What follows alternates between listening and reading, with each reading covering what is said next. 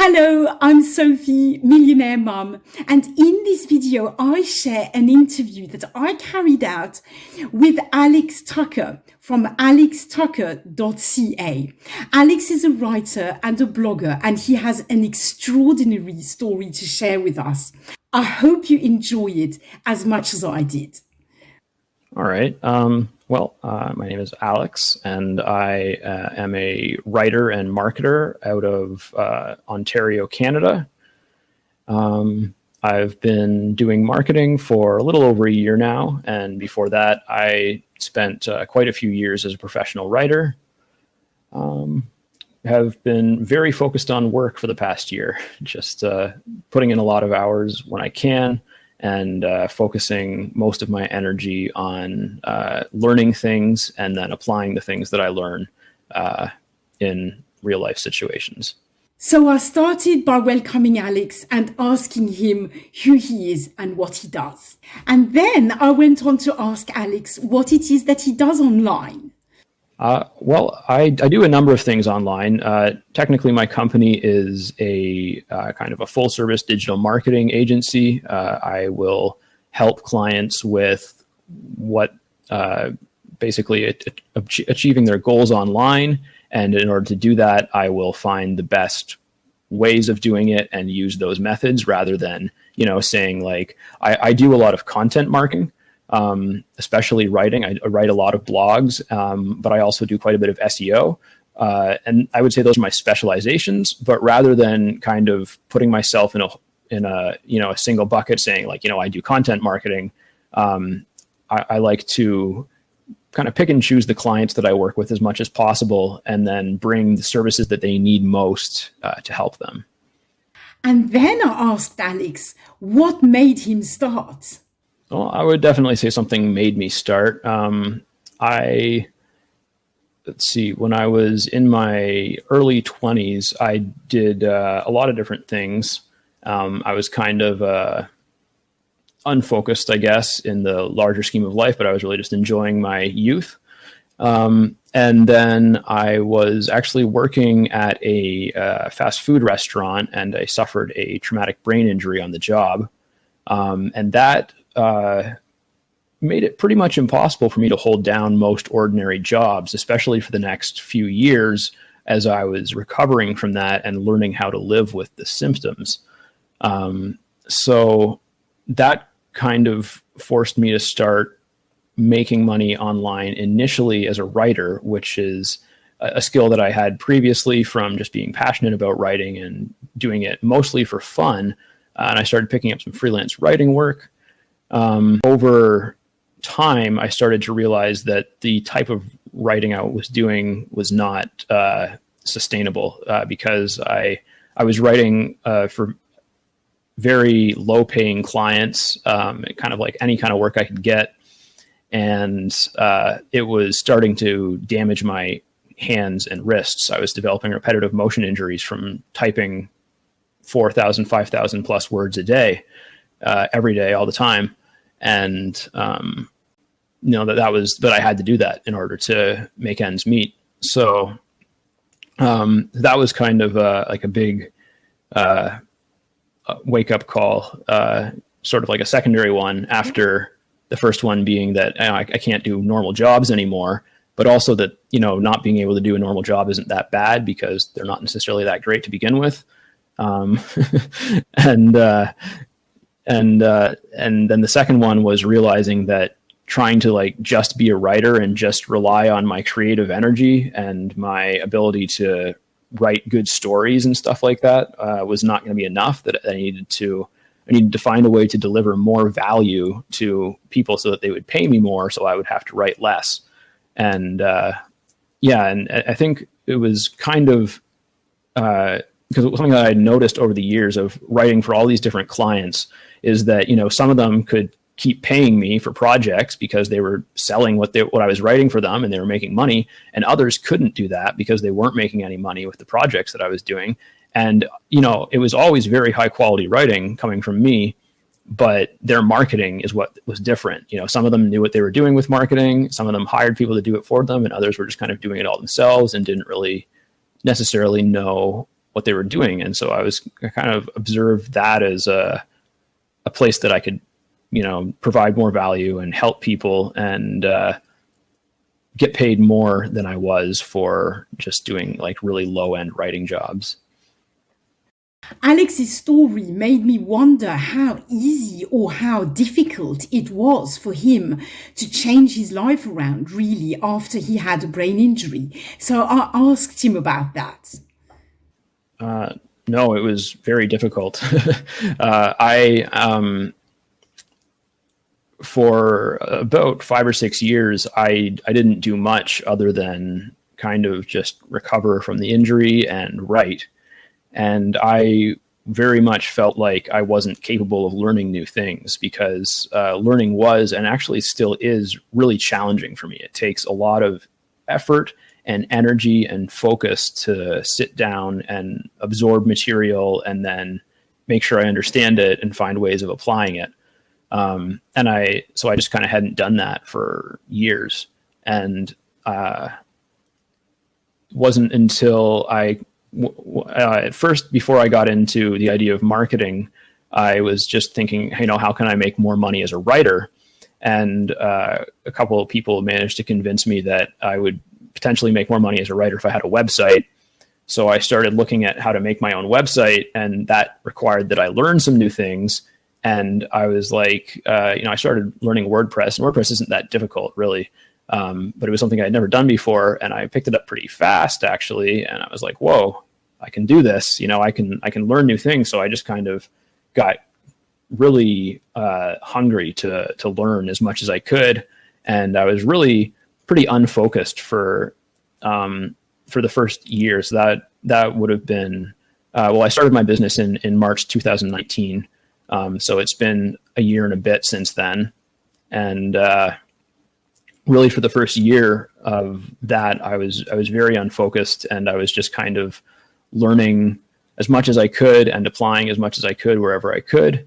And now I'm like, and I was learning things just for the sake of learning them, really. Like I was trying to learn how to be a programmer and all this extra stuff. And now I'm kind of dialed it back to focus on doing work that actually creates value and brings me some income, and learning the things that are going to enhance that even more, rather than, just kind of learning whatever comes along that is exciting and that I'm passionate about, because there's just too many things that I would love to learn about. Yeah. And then I went on to ask Alex if he felt that it had taken him a long time to figure out really what he wanted to do. Yeah, well, it took me a considerable amount of time really to come to to really wrap my mind around the fact that I needed to do something different than what I was doing. I wanted to make more money, and if I wanted to, have like a real reputation. Because before I was doing a lot of ghostwriting, and I was getting paid very little, and I was getting no recognition for it, because it's ghostwriting. People don't want to let anyone know. Usually, most people don't want to let anyone know that they use a ghostwriter. So all of my work was locked behind like contracts that I couldn't break. I couldn't, show it to anyone or brag about it or anything like that. And most of my clients weren't really providing good, weren't really helping me find other new clients or anything like that. It's kind of like a lose-lose situation that I was in. And so kind of finding my way out of that was a very long process, because it was, at first I was just looking to make more money as a writer. And I was kind of like, it still just seemed because being a writer is very competitive. There's a lot of people who want to make money as writers. And if you're kind of just like, well, I'm a writer and I want to write about the things I'm passionate about, then it's really hard. Which is kind of the approach that I was taking. Whereas when you learn new skills and you apply them with your writing, like what I ended up learning the most of in the past year is SEO, search engine optimization. And that's a skill that's very linked with writing. And so my writing experience kind of gives me a leg up over people who maybe are less experienced writers who are learning SEO, and I've managed to advance fairly quickly in that. And now I have like I just started working with a new client, and I've got a couple more potential ones that are hiring me specifically to do search engine optimization for them. And so it's been a very, very long and complicated path to get there, but I think it didn't need to be. I think if you get the right instructions, then it can be a lot easier, which is kind of what I do with my personal content creation is like, so with my blog and stuff like that, is I want to kind of lay down a path that people can follow quickly and easily rather than, figuring everything out themselves and doing everything kind of like trial by error, which is mostly what I did at first, at least. Well, I think it might be something to do with like you need to find a teacher and or program that's compatible with you and your beliefs and things like that. Like I didn't get into affiliate marketing until I had already had a blog for about half a year. I didn't really start trying to monetize it until then.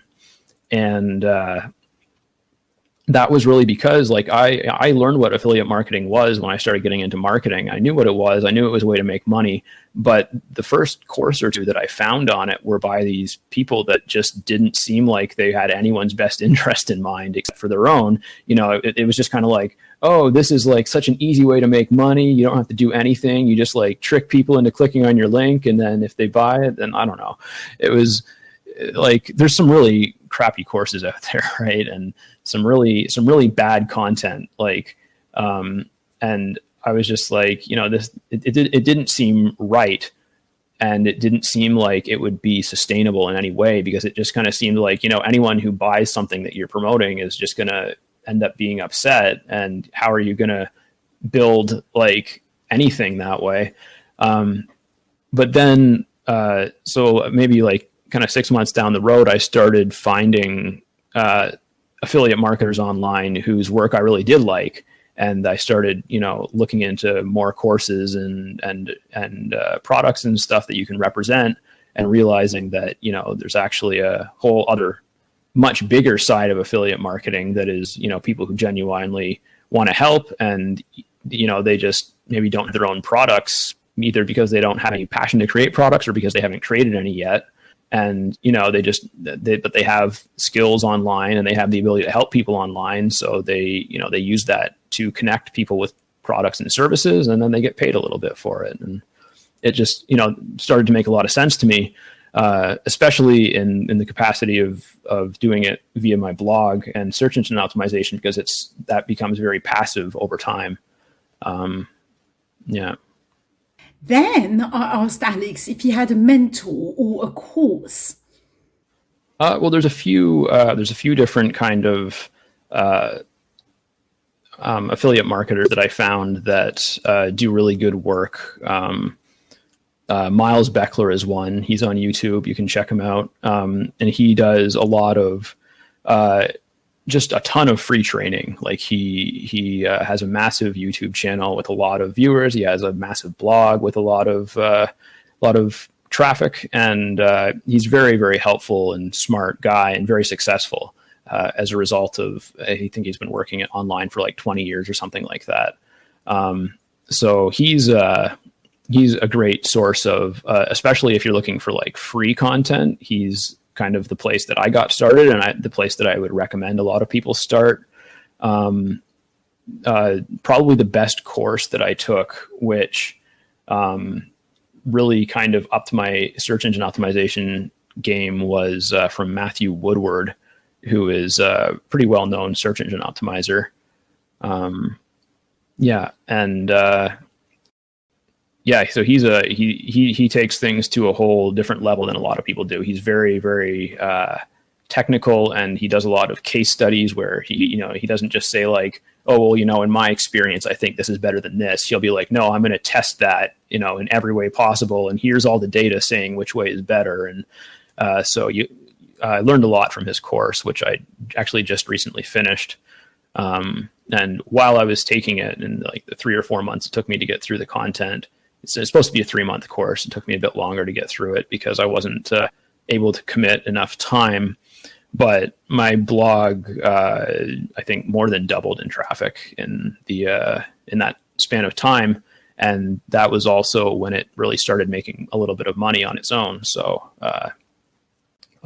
definitely lots of credit to both Matthew Woodward and Miles Beckler for teaching me a lot of stuff.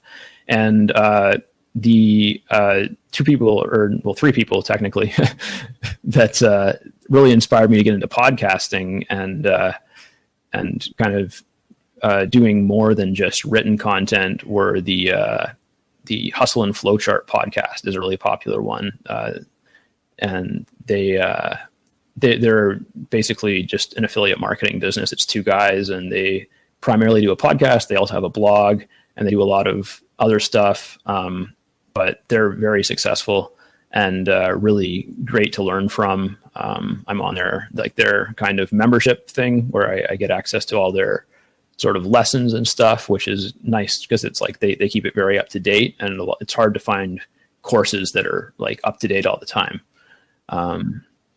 And the last one that I was going to recommend was Mark Guberti.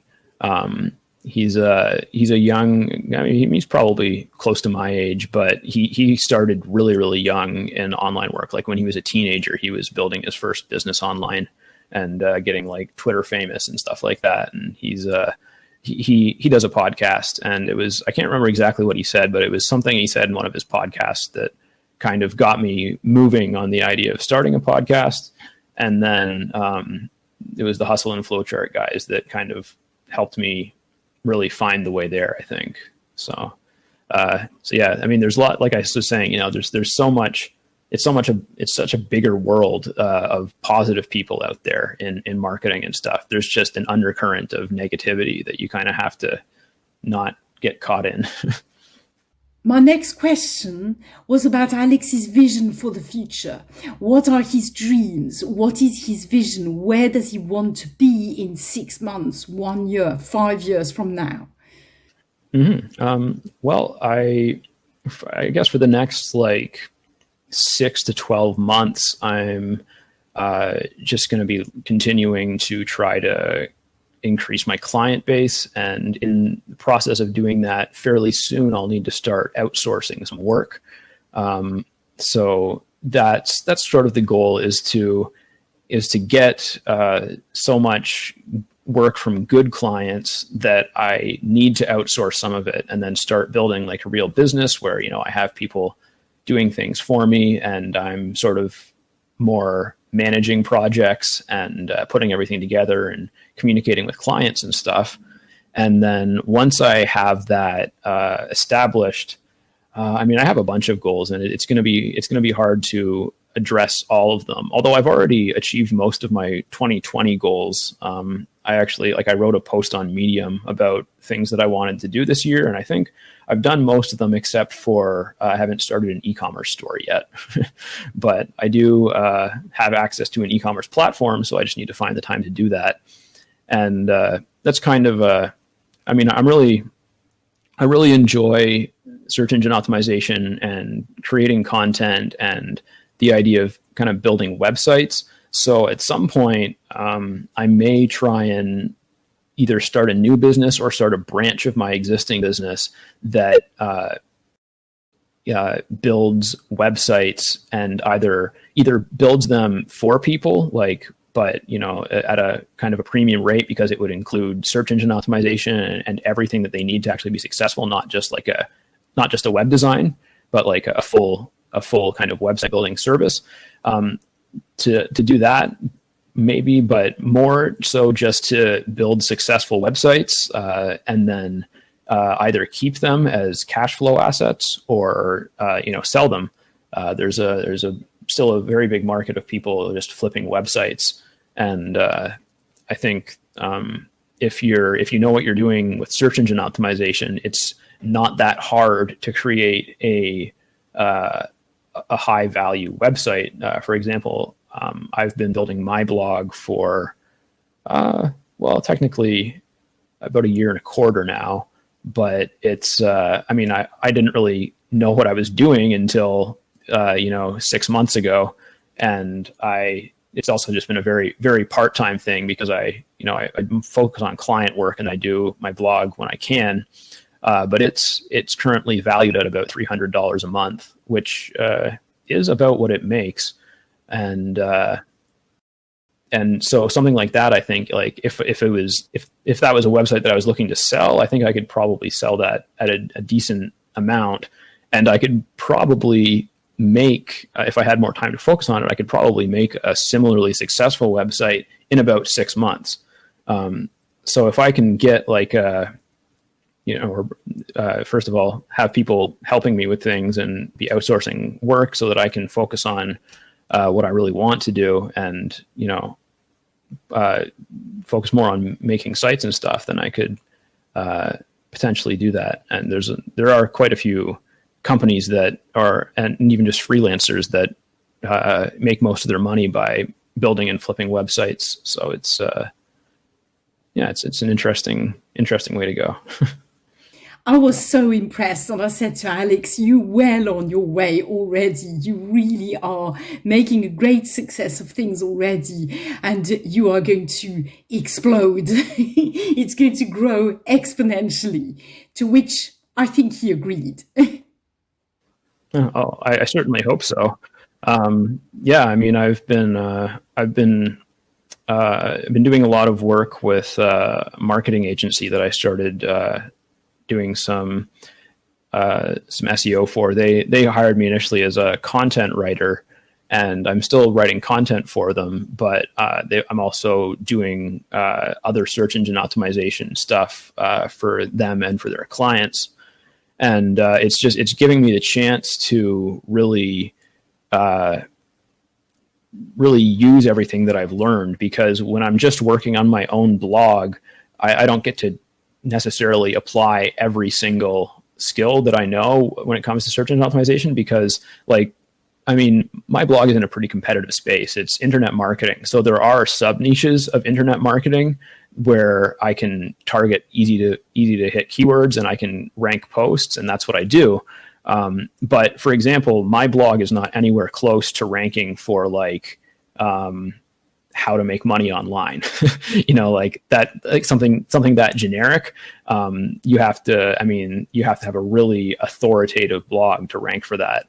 And so that would take years. But when you're in a less competitive space, which, to be honest, most niches are less competitive, and I'm writing for these different clients and doing SEO for these different clients, and it's like, I don't need to.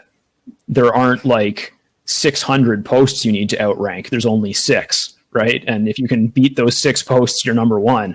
And it's like, and so it's much less competitive in some cases, but it's also just like, I get to try more different things, and I get to use more different tools, and also, working and collaborating with other people. I learn from them as I'm going. So that's a great experience. And I think it's, definitely for the next 6 to 12 months, my focus is going to be on client work. But beyond that, who knows? I'd still like to keep working with clients and sustaining that end of the business, but I would like to get to the point where I'm more of a manager when it comes to that stuff. And then I can focus on the creative side of building websites and doing search engine optimization and creating authority for websites and for businesses that really deserve it, Then I went on to ask Alex about what had been his hardest struggle, his hardest moment, and also what has been his biggest win so far. Well, the hardest struggle is was probably just getting started, because I have a brain injury, so I am in a diminished capacity from my original self. I don't think quite as fast as I used to, and it was really hard for me to even realize that I could still learn things, because it had been 5 or 6 years since I had done that, and I just whenever I tried to sit down and learn something, whenever I tried to focus on anything, but especially on something that I wasn't familiar with already, it was just like trying to, pick up water in your hands. Like it would, you pick up a little bit and it just slides right through, and then you're left with nothing. And so that's how I felt at the beginning. So just getting past that and realizing that I could learn and getting back into a space where I was learning stuff and then producing content surrounding that was really one of the best parts, is just making that, bridging that gap and kind of getting there, getting started with my blog. But one of the best moments for sure, which because I had to work at it so hard, was the first time that I ranked a post that would potentially make money on my blog on page 1 of Google. Because I had 1 or 2 posts that were on like page 1, but they had never, they weren't like money posts as we call them. They were just like educational content. And that was like basically all the search traffic that I had for the longest time. For the first like 6 months or so that I had my blog, it was just like to a couple posts. And then I decided to write a review for a product that I owned, which I was able to join the affiliate program for. And when I first posted it, it was on like page 6 of Google. And then I worked on it for a week and I got it to the number 1 position. And it didn't stay there. I think it's number 2 right now, but yeah, it's definitely acceptable. So that was like just a huge like aha moment, because it was the first time that I kind of really intentionally and against other more more authoritative blogs managed to rank for a keyword that would potentially make me money. And just the fact that I had to put so much effort into it. And it really, it just kind of justified a lot of the time and energy that I'd put into learning search engine optimization, because I was able to essentially template that article. And now I have a template that I write all of my review posts based on, and it makes it really easy for me to, like, usually I rank on page 1 to 3 right away when I post an article, and then I can usually optimize it and get it to a place where it's getting search traffic. And now, I think 80-90% of my traffic is from search on my site. So I'm pretty happy with that. I feel like I should get more traffic from social media and focus more on other areas maybe, but search is very important, I think. And yeah. I was really so impressed by Alex's work and, the struggles he faced and also the big wins that he is getting now. It was really impressive. Thank you so much. Yeah, it's been a really interesting path, but I do feel like I'm at a place where there's a lot of kind of growth happening and potential for more growth in the near future. So I just I'm kind of trying to keep all my ducks in a row and take care of the business aspect of things and take care of my health and everything, so that I don't end up, I don't know, making a bunch of money but then not being able to sustain it or something like that. That's not what I want. I want to be able to keep going with this into the future and just really create some great things. And finally, of course, I asked Alex, where can we find him if we want to communicate with him, if we want to work with him? Well, the best place is just alextucker.ca. It's my website. And you can easily find my blog on there if you want to just learn some stuff yourself. And you can also use the contact page to send me an email or submit my contact form. And that's the easiest way to get in touch with me for sure. So I really hope you enjoyed this interview, this video. I apologize for the quality. There was a little bit of a problem with the recording, which means that I've had to record my questions afterwards. And there's a few synchronizing issues between the sound and the image. But I really, really wanted to publish this interview nevertheless, because I think for me, Alex was really inspiring. It must be so difficult. So, I mean, I can't even begin to imagine what it's like to have your world really turned upside down through a head injury, a brain injury, not to be able to do what you do, to have to rethink your whole life, really. And I think that Alex is really an inspiration. It certainly is for me, of someone who didn't let this beat him down, right? He didn't, there were hard moments, obviously, but he kept going, and he's made he's made a good life for himself. He's built up a really good business, and this is only really the beginning.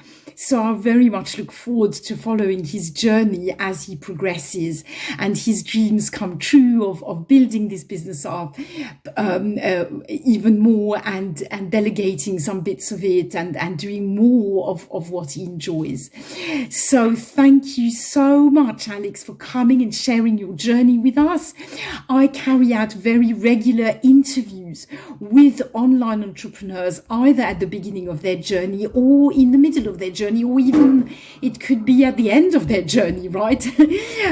So if you are interested in being interviewed, especially if you have a powerful story to share, please get in touch with me. Drop a link, drop a comment below this video, and I will get in touch with you. We can chat, and if I feel that it would give value to other people, then I would be very, very happy to interview you.